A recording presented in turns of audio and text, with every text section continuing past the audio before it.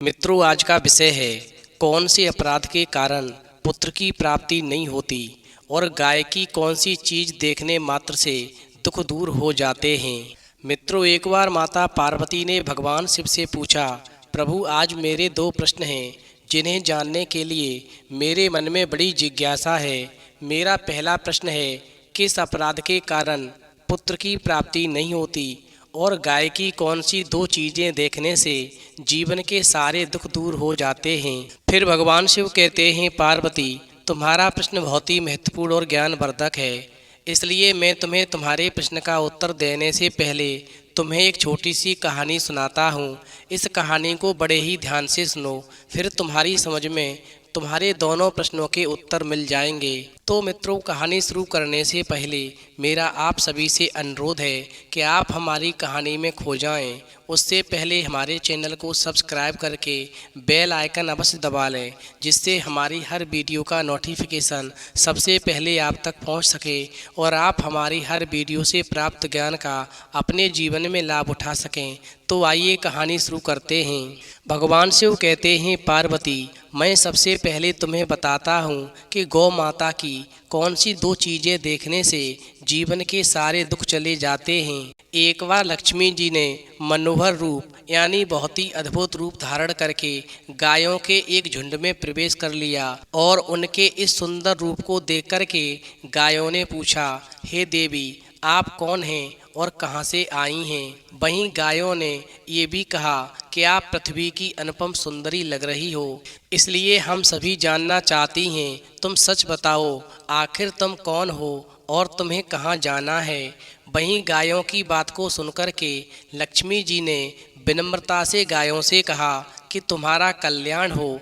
असल में मैं इस जंगल में अर्थात संसार में लक्ष्मी के नाम से प्रसिद्ध हूँ और सारा संसार मेरी कामना करता है, मुझे ही पाना चाहता है। मैंने दैत्यों को छोड़ दिया था और इसीलिए वो सदा के लिए नष्ट हो गए। इतना ही नहीं, मेरे आश्रय में रहने के कारण इंद्र, सूर्य, चंद्रमा, विष्णु, वरुण तथा अग्नि आदि सभी देवता सदा के लिए आनंद भोग रहे हैं। इसके बाद माँ लक्ष्मी ने कहा कि जिनके शरीर में मैं प्रवेश नहीं करती वो सदैव नष्ट हो जाते हैं और अब मैं तुम्हारे शरीर में ही निवास करना चाहती हूँ। वहीं देवी लक्ष्मी की बातों को सुनने के बाद में गायों ने कहा कि तुम बड़ी चंचल हो, इसलिए कभी कहीं पर भी नहीं ठहरती।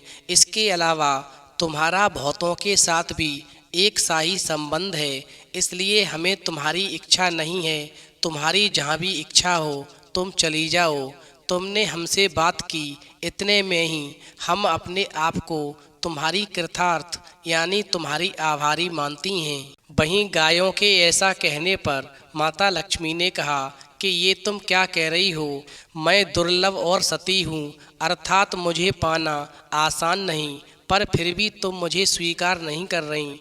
आखिरकार इसका क्या कारण है। यहाँ तक कि देवता, दानव, मनुष्य आदि सब कठोर तपस्या करके मेरी सेवा का सौभाग्य प्राप्त करते हैं, अतः तुम भी मुझे स्वीकार करो। वैसे भी इस संसार में ऐसा कोई नहीं जो मेरा अपमान करता हो। वहीं लक्ष्मी की बात को सुनकर के गायों ने कहा कि हम तुम्हारा अपमान या अनादर नहीं कर रही, केवल तुम्हारा त्याग कर रही हैं, और वो भी सिर्फ इसलिए क्योंकि तुम्हारा मन बहुत चंचल है। तुम कहीं भी जमकर नहीं रहती, अर्थात एक स्थान पर नहीं रुक सकती हो, इसलिए अब बातचीत करने से भी कोई लाभ नहीं। तुम जहाँ भी जाना चाहती हो जा सकती हो। इस तरह से गायों ने माँ लक्ष्मी का त्याग कर दिया, क्योंकि गायों को मालूम था कि लक्ष्मी कभी किसी एक के पास नहीं रहती बल्कि पूरे संसार में घूमती रहती हैं। वहीं गायों की बात सुनने के बाद में माता लक्ष्मी ने भी हार नहीं मानी और इतना सब होने के बाद भी अपना वार्तालाप जारी रखा। वहीं आखिर में लक्ष्मी ने कहा, हे गायों तुम दूसरों को आदर देने वाली हो और यदि तुमने ही मुझे त्याग दिया तो सारे संसार में मेरा अनादर होने लगेगा, इसलिए तुम मुझ पर भी अपनी कृपा करो। मैं तुमसे केवल सम्मान चाहती हूँ। तुम लोग सदा सबका कल्याण करने वाली पवित्र और सौभाग्यशाली हो। तो मुझे भी बस आज्ञा दो कि मैं तुम्हारे शरीर के किस भाग में निवास करूं। वहीं लक्ष्मी के विशेष अनुरोध करने पर गायों ने अपना मन बदल लिया और गायों ने कहा, हे यशस्विनी, हमें तुम्हारा सम्मान अवश्य ही करना चाहिए, इसलिए तुम एक काम करो, यदि हमारे शरीर में निवास करना चाहती हो तो तुम हमारे गोबर और मूत्र में निवास करो, क्योंकि हमारी ये दोनों वस्तुएं ही परम पवित्र हैं। वहीं माता लक्ष्मी ने कहा, धन्यवाद और धन्य भाग्य मेरे, जो तुम लोगों ने मुझ पर अनुग्रह किया, यानी मेरे प्रति इतनी कृपा दिखाई। मैं अवश्य ऐसा ही करूँगी। मैं सदैव तुम्हारे गोबर और मूत्र में ही निवास करूँगी। हे सुखदायिनी गायो, अर्थात सुख देने वाली गायो, तुमने मेरा मान रख लिया, अतः तुम्हारा भी कल्याण हो। बस यही वजह है कि गाय की इन दो वस्तुओं को लक्ष्मी का ही रूप माना जाता है, और इसी वजह से जो भी स्त्री पुरुष गाय की ये दो चीज़ें यानी मूत्र और गोबर के रोजाना मन से दर्शन करता है, घृणा नहीं करता, ऐसे स्त्री पुरुष के जीवन के दुख हमेशा के लिए चले जाते हैं। भगवान शिव कहते हैं, पार्वती, अब मैं तुम्हें बताता हूँ कि किस अपराध के कारण पुत्र की प्राप्ति नहीं होती। एक बार की बात है, राजा दिलीप का कोई पुत्र नहीं था, इसलिए वो अपने गुरु वशिष्ठ के पास गए तो गुरु ने कहा, तुमसे एक अपराध हुआ है, इसलिए तुम्हें पुत्र नहीं हो पा रहा। तुम्हारा अपराध है कि तुम एक बार देवता की युद्ध में मदद करके वापस लौट रहे थे। वहीं रास्ते में देवताओं को भी भोग और मोक्ष देने वाली कामधेनु गाय एक विशाल वट वृक्ष के नीचे आराम कर रही थी और अन्य कई गौ माताएं चारा चर रही थीं। बस शीघ्रतावश तुमने अपना विमान रोक करके नीचे उतारकर कामधेनु माता और गौ माताओं को प्रणाम नहीं किया, जबकि रास्ते में कहीं भी गौ वंश दिखे तो उनको राह देते हुए दाएं होकर हमेशा प्रणाम करना चाहिए।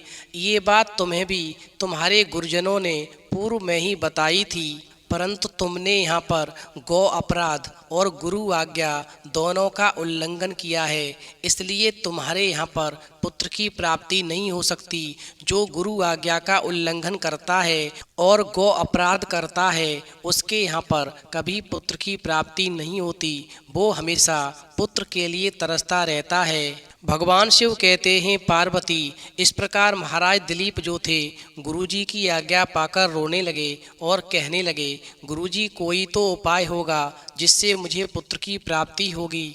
वहीं राजा दिलीप के विशेष अनुरोध करने पर गुरु वशिष्ठ ने कहा, तुम मेरे पास से ये नंदिनी गौमाता लेकर जाओ और इस नंदिनी गौमाता की संतुष्टि होते ही पुत्र रत्न की प्राप्ति तुम्हें हो जाएगी। चूंकि नंदिनी गौ माता ही कामधेनु गाय की पुत्री थी, अब तुम्हें पुत्र केवल गौ माता दे सकती हैं। वहीं राजा दिलीप ने नंदिनी गौ माता की बहुत सेवा की। जब गौ माता चले तो वो भी चलते थे, जब गौ माता खाए तभी वो खाते थे। एक दिन गौ माता ने दिलीप राजा की परीक्षा करनी चाहिए और फिर जैसे ही प्रकृति का सौंदर्य निहारते राजा दिलीप की दृष्टि फिरी, वैसे ही नंदिनी गौ माता एक गुफा में प्रवेश कर गईं और उस गुफा में एक शेर था। वहीं शेर ने गौ माता को पकड़ लिया और गौ माता करुण पुकार करके डकारने लगी और राजा दिलीप से मदद की गुहार लगाने लगी। याद रहे, राजा दिलीप गुरु कृपा से चर अचर सभी प्राणियों की भाषा समझ लेते थे। वहीं दिलीप राजा ने शेर के ऊपर जैसे ही अपना धनुष बाण संधान किया तो उनका हाथ जहाँ का तहाँ जाम हो गया, वो निशक्त हो गए, क्योंकि ये सब खेल नंदिनी गाय का था। गाय का एक रूप भगवती दुर्गा भी है। वहीं देव दानव यक्ष किन्नर और मानवों को शक्ति प्रदान करती है। यहाँ तक कि भगवान शिव की पराशक्ति भी यही गौ माता है। भगवान शिव कहते हैं, पार्वती, जब राजा दिलीप का हाथ जकड़ गया, धनुष बाण काम नहीं किया, वहीं राजा दिलीप मुंह से ही चिल्लाए कि मेरे गुरुजी की गौमाता को छोड़ दो और बदले में तुम मुझे खा लो, मुझे कोई दुख नहीं होगा। यदि सिंहराज आपने इस नंदिनी गाय को आघात पहुंचाया तो मुझे जीते जी मरा ही समझो। वहीं शेर ने कहा, अरे तू तो एक राजा है, मुझे गाय को खाने दे और वशिष्ठ जी को यानी अपने गुरु को जाकर के इस गाय के बदले में दूसरी 1000 गाय दे देना। तू इस गाय को बचाने की ऐसी बेवकूफ़ी क्यों कर रहा है? वहीं राजा दिलीप ने कहा, नहीं नहीं, तुम गौ माता को छोड़ दो और मुझे खा लो। मैं और कुछ नहीं जानता, इस गाय की रक्षा करना मेरा काम है। भगवान शिव कहते हैं, पार्वती, इस प्रकार गौ माता ने राजा से कहा, बस मैं तुमसे बहुत प्रसन्न हूँ, मैं तो तुम्हारी परीक्षा ले रही थी। और ऐसा कहकर के गौ माता ने अपना समस्त वैभव राजा दिलीप को दिखा दिया और कहा, बताओ राजन, तुम्हें किस चीज़ की ज़रूरत है, तुम्हें क्या चाहिए? तो राजा दिलीप ने गौ माता से कहा कि हे गौ माते, मुझे पुत्र चाहिए। वहीं गौ माता की कृपा से राजा दिलीप ने रघु जैसा पुत्र प्राप्त किया, जिसके नाम पर ही आगे रघुवंश चला। इसी रघुवंश में आगे जाकर के स्वयं भगवान राम के रूप में नारायण प्रकट हुए। अंत में भगवान शिव कहते हैं, पार्वती, तुम्हारी समझ में ठीक से आ गया होगा कि तुम्हारे दोनों प्रश्नों का उत्तर क्या है।